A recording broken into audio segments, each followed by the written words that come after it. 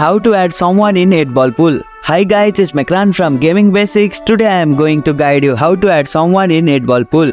Adding someone in 8-ball pool is quite easy, so without any delay, let's start the video.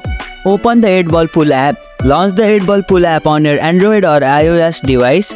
Go to the Friends menu. On the main screen, look for the Friends icon, usually represented by two people or something similar option. Tap on it to access your friend list. Add friend. If you know your friend's username or their player ID, you can use the search bar to find them. Type in their username and tap on their profile once it appears in the search results. Send friend request. Once you find your friend, you will see an option to add friend or send request. Tap on it to send them a friend request.